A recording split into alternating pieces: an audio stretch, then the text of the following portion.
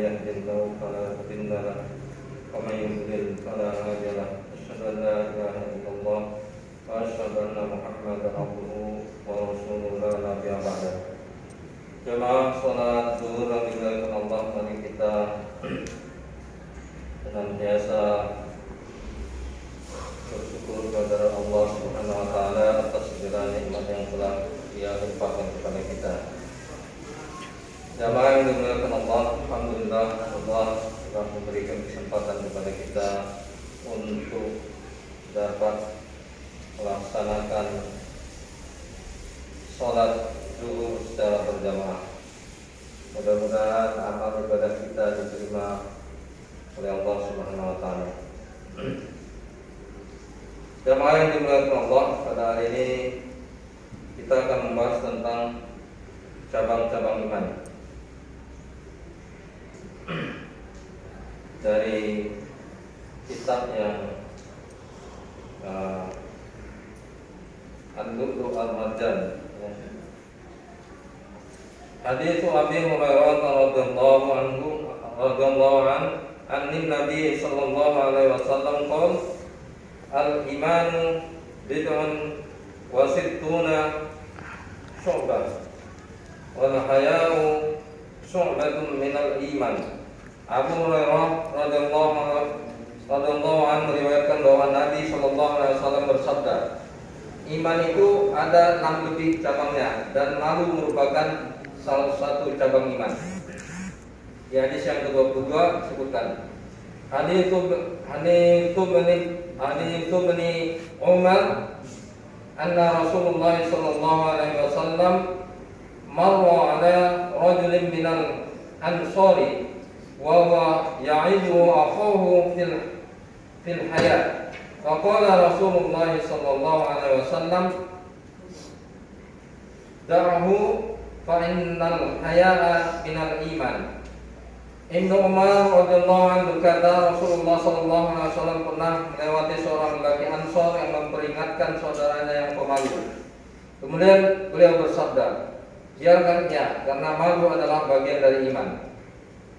Lalu hadis yang ke-23 disebutkan, hadits Imran bin Husain qala an-nabiy sallallahu alaihi wasallam al-haya'u la ya'ti illa bi khair.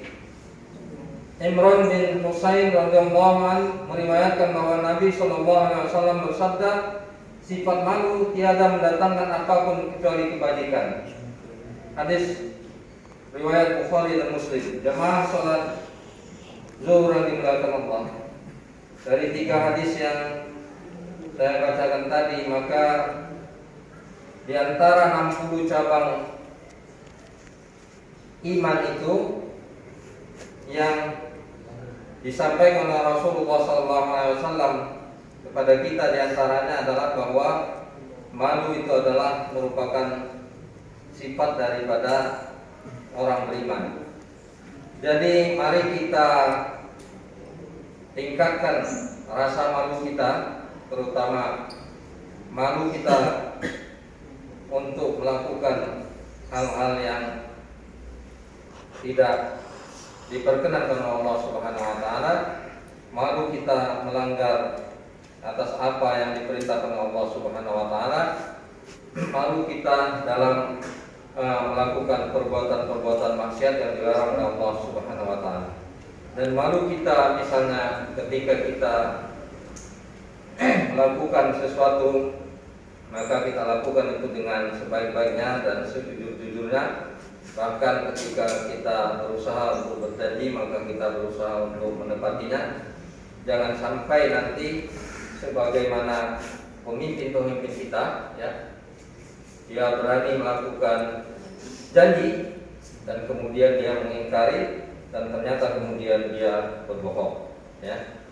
Dan kemudian juga kalau saya menyaksikan bahwa Profesor Dr. Amin Rais itu, ya, beliau ada menyarankan kepada pimpinan kita itu supaya kalau memang tidak ada masalah dengan ijazahnya, kata Pak Amin Rais, Kata beliau katakan, tinggal datang saja, tunjukkan aslinya mana, kan gitu kan, sehingga tidak menimbulkan keresahan di tengah-tengah masyarakat gitu ya, sehingga orang tidak membahas itu saja gitu yang tidak penting ya, sesuatu yang amat sangat tidak penting. Kalau memang kita punya, tinggal kita bawa, ini buktinya ke pengadilan, selesai urusan. Itu kata Pak Amin Rais itu seperti itu.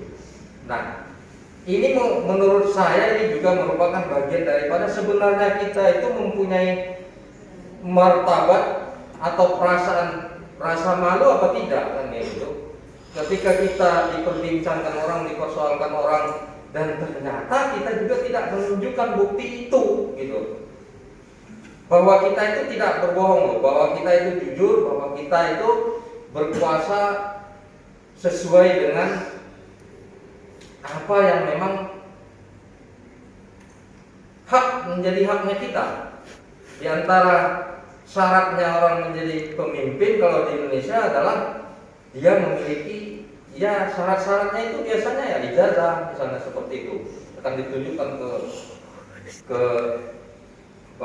ke mana lembaga penyelenggara pemilu seperti itu.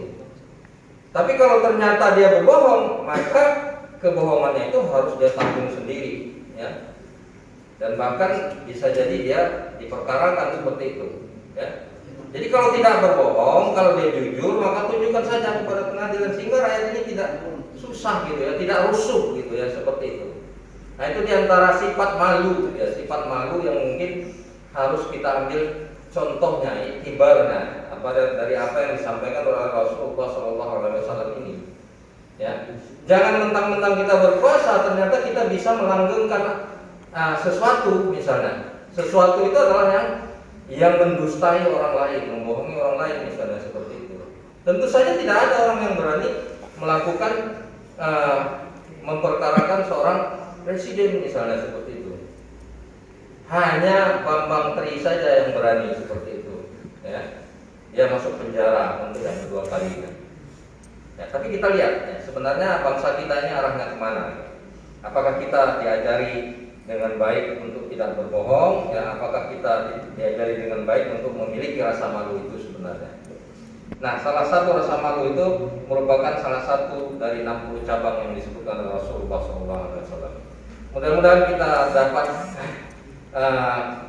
melaksanakan apa yang disebut oleh Rasulullah dalam hadisnya beliau ini, bahwa mudah-mudahan kita memiliki rasa malu ya. Bentuk realisasi dari rasa malu itu yang benar-benar kita memang orang yang benar-benar pemalu ya, atau kita memiliki martabat bahwa kita tidak ingin direndahkan atau tidak ingin merendahkan orang lain seperti itu dengan rasa malunya itu. Jamaah yang dimuliakan Allah, itu yang bisa saya sampaikan. Mudah-mudahan bisa kita lanjutkan pada hadis yang ke-24, ragam amal utama dalam Islam. Demikian, assalamualaikum warahmatullahi wabarakatuh.